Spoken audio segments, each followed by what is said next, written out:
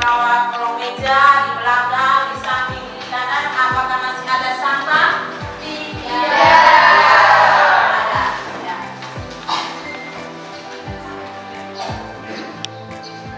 Sekarang kita dokter untuk memimpin doa.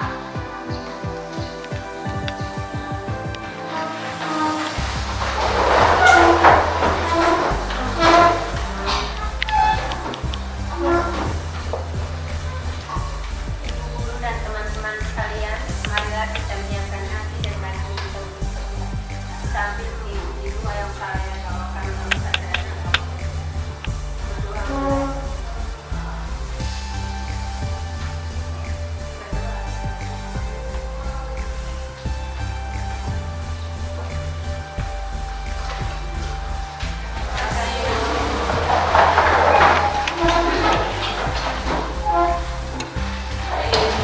Berkaitan dengan mata pelajaran pendidikan Pancasila, Ibu minta Agustina untuk ke depan memimpin lagu Indonesia Raya.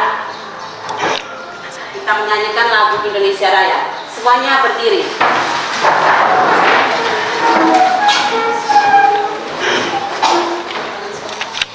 Hiduplah Indonesia Raya, Indonesia tanah airku. Hiduplah Indonesia Raya.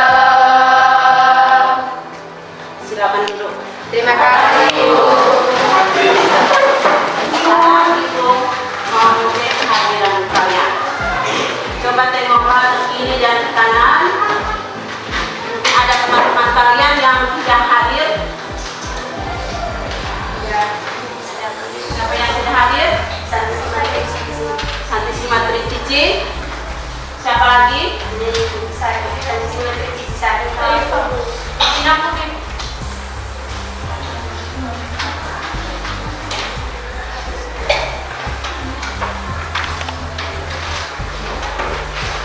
Jadi yang tidak hadir hari ini hanya Santi Simatri Cici.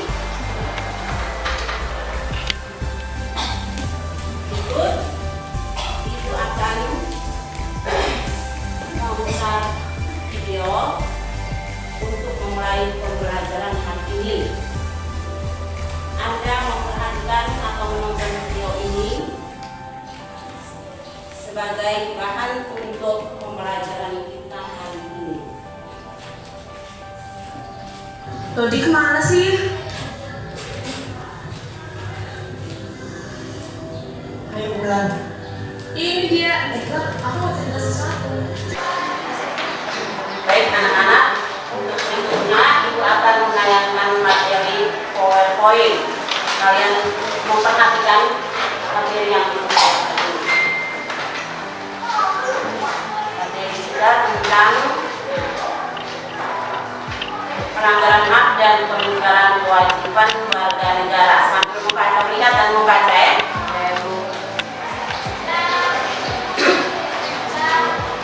Baik, untuk selanjutnya berdasarkan video yang kalian nonton tadi dengan materi yang Ibu paparkan tadi, mungkin kalian sudah bisa menentukan topik pembelajaran kita hari ini.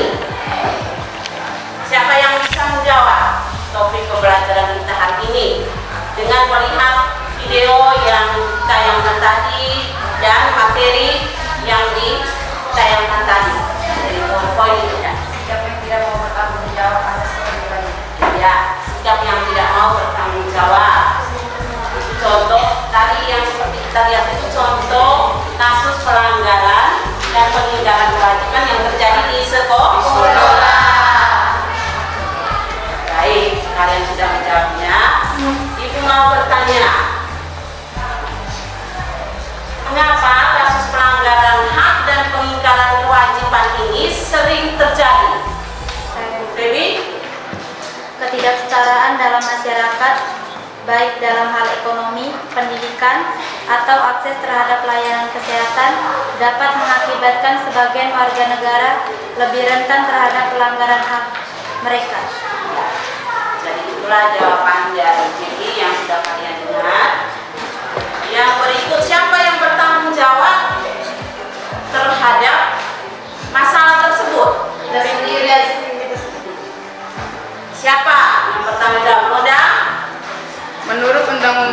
tahun 1999, pihak yang bertanggung jawab mencegah pelanggaran hak dan pengingkaran kewajiban warga negara adalah pemerintah. Iya. Jadi itu sesuai dengan undang-undang ya. Kita yang sudah dengar jawaban dari undang-undang. Jadi dengan melihat video yang ditayangkan tadi dan pemaparan materi, Ibu hanya mengingatkan lagi topik pembelajaran kita hari ini itu menyangkut tentang kasus-kasus pelanggaran hak dan kewajiban.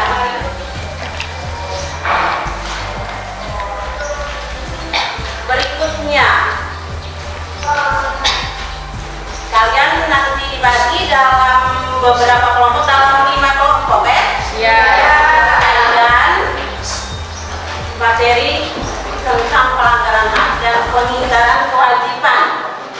Jadi Ibu membagikan kalian dalam bentuk 5 kelompok. Nanti Ibu baca ketua kelompoknya, langsung ambil tempat atau posisi duduk di kelompok masing-masing. Ibu baca yang pertama, ketua kelompok 1 Agustinus K. Langsung ambil anggotanya, ada Monika Yasina, Erin Surya, Yunawati. Langsung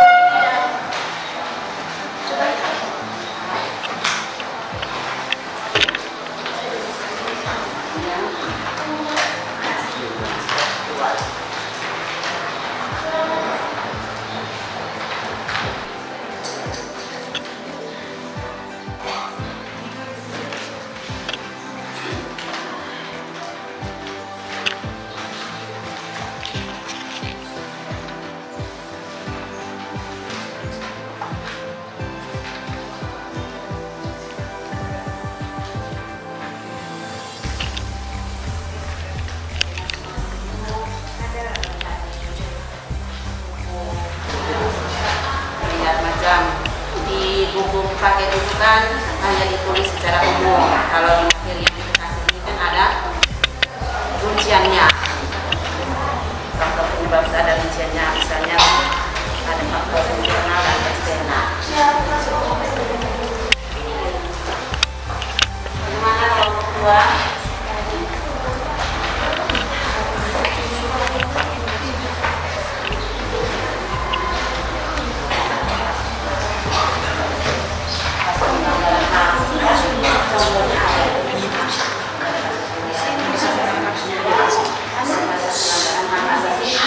Lain hampir selesaikan dulu, misalnya kasus pelanggaran hak asasi yang ada di Indonesia.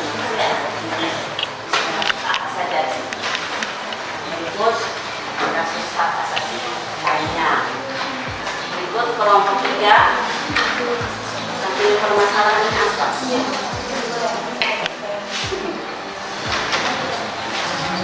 Masalahnya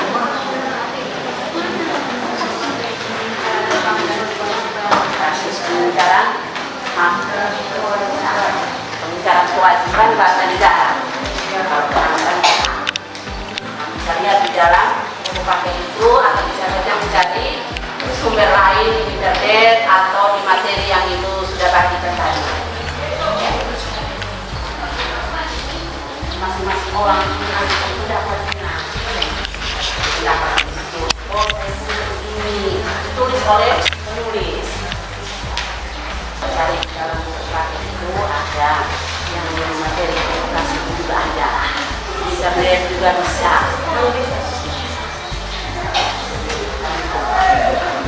Ambil salah satu.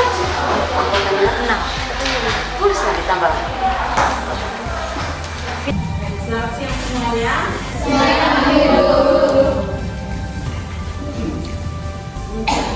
Selanjutnya, masing-masing kelompok akan mempresentasikan hasil diskusinya. Kepada moderator, saya serahkan untuk memandu presentasi ini dengan baik dan lancar.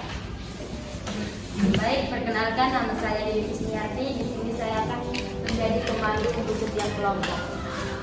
Sekarang kita masuk pada sesi presentasi bagi setiap kelompok.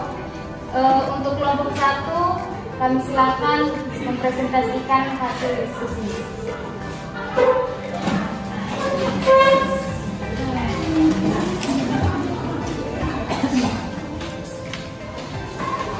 Baik, pertama-tama saya mengucapkan terima kasih kepada ibu guru dan teman-teman yang telah memberikan kesempatan ini kepada saya untuk membaca mengenai materi hari ini yang akan mewakili seluruh anggota kelompok 1.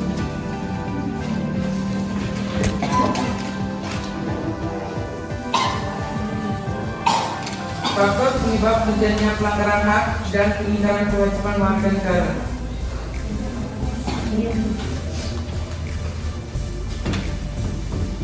Yang pertama yaitu penyebab terjadinya pelanggaran hak. Banyak faktor yang dapat menyebabkan terjadinya pelanggaran hak. Salah satunya adalah konflik kepentingan yang sering kali mengabaikan hak-hak individu. Selain itu, kurangnya kesadaran akan hak dan kewajiban juga berperan penting. Kondisi ekonomi dan sosial yang sulit juga dapat menyebabkan terabaikannya hak-hak warga negara. Yang kedua, konflik kepentingan. Salah satu penyebab pelanggaran hak adalah konflik kepentingan yang terjadi di berbagai sektor kehidupan. Ketika kepentingan pribadi atau kelompok mengalahkan kepentingan umum, seringkali hak-hak individu menjadi terabaikan. Yang ketiga, kurangnya kesadaran akan hak dan kewajiban. Banyak pelanggaran hak terjadi karena kurangnya kesadaran akan hak dan kewajiban sebagai warga negara. Bila seseorang tidak tahu tentang hak-hak yang dimilikinya, maka kemungkinan pelanggarannya lebih tinggi. Penting untuk memiliki pendidikan dan kampanye yang meningkat kesadaran masyarakat akan hak dan kewajiban mereka.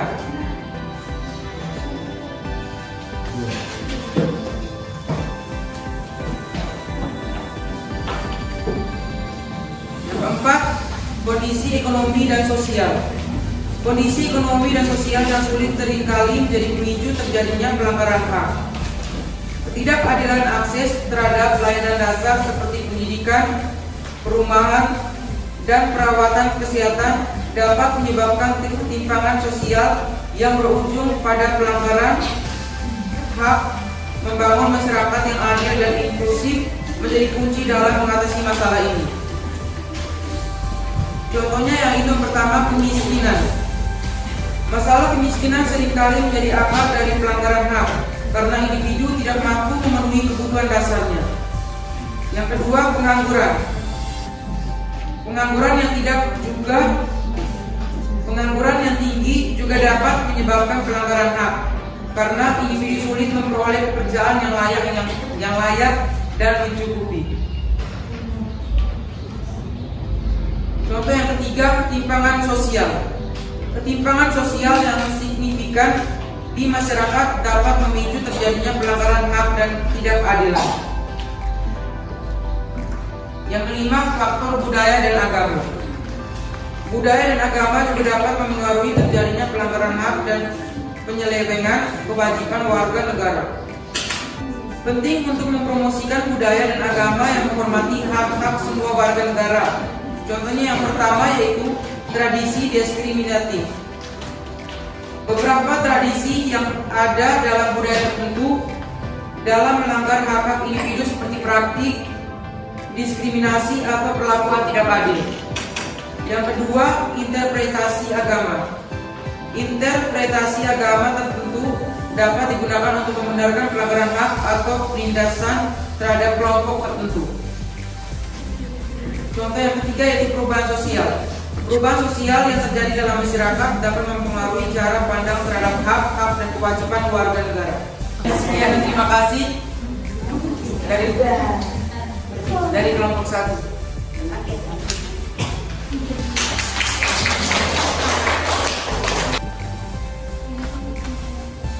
Baik, dari hasil presentasi kelompok 1, apakah dari kelompok lain ada tanggapan?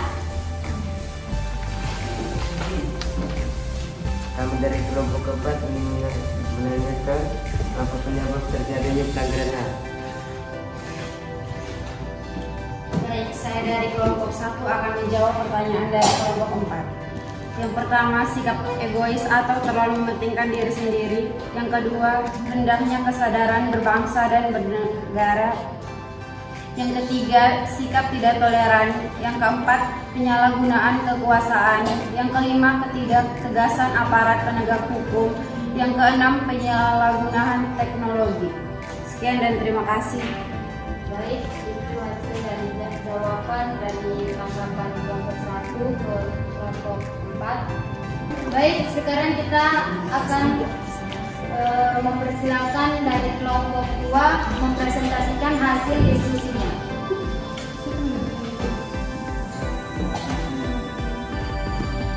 Baik, selamat pagi Ibu, selamat pagi teman-teman. Saya dari kelompok 2 mewakili teman-teman untuk mempresentasikan hasil diskusi kelompok kami. Yang pertama, pengertian dari pelanggaran hak warga negara, yaitu akibat dari kelalaian atau pengindaran kewajiban baik yang dilakukan oleh pemerintah maupun oleh warga negara itu sendiri. Yang berikut, contoh kasus pelanggaran hak warga negara. Yang pertama, proses penegakan hukum masih belum optimal dilakukan. Misalnya, masih terjadi kasus salah tangkap, perbedaan perlakuan oknum aparat penegak hukum terhadap para pelanggar hukum dengan dasar kekayaan atau jabatan masih terjadi dan sebagainya. Yang kedua, saat ini tingkat kemiskinan dan angka pengangguran di negara kita masih cukup tinggi. Yang ketiga, makin merebaknya kasus pelanggaran hak asasi manusia seperti pembunuhan, pemerkosaan, kekerasan dalam rumah tangga, dan sebagainya. Yang keempat, masih terjadinya tindak kekerasan mengatasnamakan agama, misalnya penyerangan tempat peribadatan. Yang kelima, angka putus sekolah yang cukup tinggi mengindikasikan belum terlaksana secara sepenuhnya amanat pasal 31 ayat 1 Undang-Undang Dasar tahun 1945 yang menyatakan bahwa setiap warga negara berhak mendapat pendidikan. Yang keenam, pelanggaran hak cipta, misalnya peredaran VCD atau DVD, bajakan, perilaku plagiat dalam membuat sebuah karya, dan sebagainya. Yang ketujuh, tindakan kekerasan masih sering terjadi di berbagai daerah di Indonesia. Adapun kasus yang terjadi adalah pembakaran tempat ibadah, peperangan antar agama yang satu dengan yang lainnya. Yang terakhir, pembunuhan sesama manusia sering terjadi di Indonesia. Padahal setiap orang memiliki hak untuk hidup dan mempertahankan hidupnya.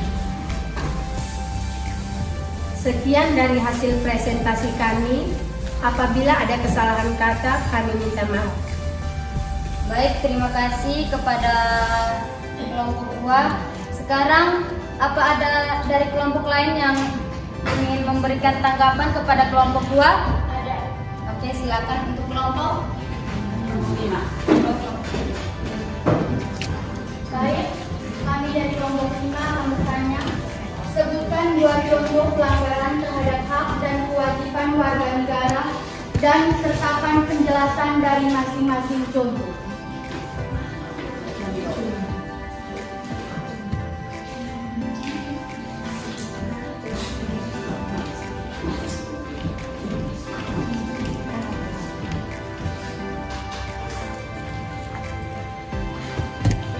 Baik, saya akan menjawab pertanyaan dari kelompok 5. 2 contoh, yang pertama, masih terjadinya tindakan kekerasan mengatasnamakan agama, misalnya penyerangan tempat peribadatan.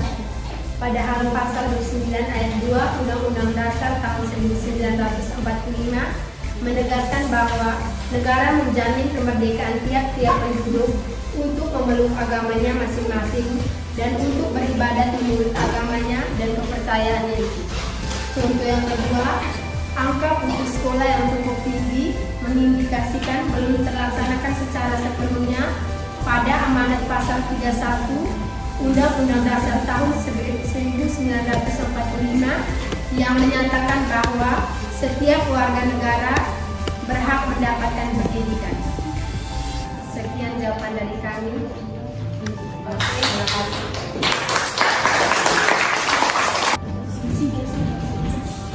Baik, terima kasih untuk kelompok 2. Sekarang terakhir kita akan masuk ke kelompok yang ketiga. Silakan mempresentasikan hasil diskusinya. Baik, terima kasih untuk Ibu dan teman-teman dan untuk kesempatan yang diberikan kepada saya untuk mewakili kelompok 3. Di sini saya akan mempresentasikan hasil diskusi dari kelompok kami tentang upaya penanganan pelanggaran hak dan pengingkaran kewajiban warga negara. Upaya penanganan pelanggaran hak dan kewajiban menurut pasal 1 angka 6 Undang-Undang Nomor 39 Tahun 1999 pelanggaran hak asasi manusia atau HAM adalah setiap perbuatan seseorang atau kelompok orang termasuk aparat negara baik disengaja maupun tidak disengaja atau kelalaian yang secara hukum mengurangi, menghalangi, membatasi dan mencabut hak asasi manusia. Pelanggaran hak tentu saja tidak sesuai dengan semangat sila kedua Pancasila, yakni kemanusiaan yang adil dan beradab, serta tujuan negara Kesatuan Republik Indonesia untuk ikut serta melaksanakan ketertiban dunia berdasarkan kemerdekaan, perdamaian abadi, dan keadilan sosial. Oleh karena itu, berbagai upaya telah dilakukan bangsa Indonesia untuk mengatasi pelanggaran HAM. Upaya tersebut antara lain terlihat dengan meratifikasi instrumen penting PBB tentang hak asasi manusia. Instrumen-instrumen itu antara lain sebagai berikut. 1. Konvensi melawan penyiksaan dan perwakilan dan perlakuan kejam lainnya. 2. Konvenan internasional untuk hak politik dan hak sipil. 3. Konvensi penghapusan diskriminasi terhadap wanita. 4. Konvensi internasional penghapusan diskriminasi ras. 5. Konvenan internasional untuk hak-hak ekonomi, sosial, dan budaya. 6. Konvensi hak-hak anak. Ada 3 kewajiban besar negara. Ketiga kewajiban besar negara yaitu 1. Kewajiban melindungi HAM dengan memberikan jaminan perlindungan dan mencegah segala bentuk pelanggaran terhadap hak asasi manusia. 2. Kewajiban menghormati dan memajukan HAM dengan mengeluarkan regulasi, kebijakan ataupun peraturan yang tidak bertentangan dengan nilai, norma, dan aturan hukum HAM. Ketiga, kewajiban memenuhi HAM dengan mengalokasikan anggaran, menyusun program, membuat kebijakan-kebijakan dalam suatu konteks, yaitu menjamin pemenuhan hak asasi manusia setiap warga negara dapat berjalan dengan baik tanpa gangguan dan ancaman dari pihak manapun. Dan upaya penanganan kasus pelanggaran hak asasi manusia semakin terlihat antara lain dengan diterbitkannya hal-hal berikut. 1. Undang-Undang Nomor 39 Tahun 1999 tentang HAM. 2. Undang-Undang Nomor 26 Tahun 2000 tentang Pengadilan HAM. 3. Undang-Undang Nomor 23 Tahun 2002 tentang Perlindungan Anak. 4. Undang-Undang Nomor 23 Tahun 2004 tentang Penghapusan Kekerasan dalam Rumah Tangga. 5. Undang-Undang Nomor 13 Tahun 2006 tentang Perlindungan Saksi dan Korban untuk memberikan rasa aman kepada saksi dan atau korban dalam memberikan keterangan pada setiap proses peradilan pidana. Yang terakhir, PP Nomor 44 Tahun 2008 tentang pemberian kompensasi, restitusi, dan bantuan kepada saksi dan korban. Sekian presentasi hasil diskusi dari kelompok kami. Terima kasih dan selamat pagi. Baik, terima kasih untuk kelompok 3. Sekarang kita masuk pada tanggapan dari kelompok lain. Apakah ada tanggapan dari kelompok lain kepada kelompok 2? Baik, silakan. Apa contoh kasus pengingkaran kewajiban warga negara? Baik, saya akan menjawab pertanyaan dari kelompok 4 tentang kasus pengingkaran kewajiban warga negara. Yang pertama, melakukan pelanggaran hukum dengan contoh 1 melakukan pelanggaran tertib lalu lintas seperti mengendarai kendaraan bermotor tanpa SIM. Yang kedua, melakukan pelanggaran undang-undang hak cipta seperti pembajakan buku, musik, dan video. Berikut pengingkaran kewajiban untuk membela negara. Keempat, pengingkaran kewajiban untuk ikut serta dalam usaha pertahanan dan kewajiban warga negara. 5. Pengingkaran kewajiban untuk mengikuti pendidikan dasar antara lain terlihat dengan tindakan membolos sekolah. Sekian dan terima kasih.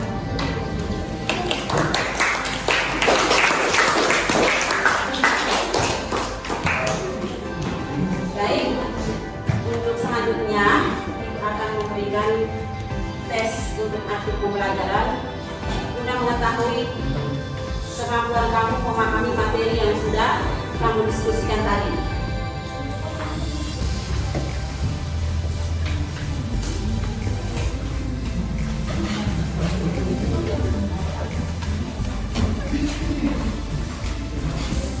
Baik anak-anak, untuk selanjutnya Ibu akan menyimpulkan atau merangkumkan materi dari hasil diskusi yang telah kamu kerjakan tadi. Materi tentang pelanggaran hak dan pengingkaran kewajiban, ada penyebab, faktor penyebab terjadinya pelanggaran hak dan pengingkaran kewajiban, yaitu 1. Faktor internal, misalnya sikap egois dan mementingkan diri sendiri. Dan itulah kesimpulan yang kita ambil dari materi yang sudah kalian diskusikan tadi. Yang terakhir, bagaimana dengan pelajaran hari ini? Apakah menyenangkan atau tidak? Menyenangkan sekali.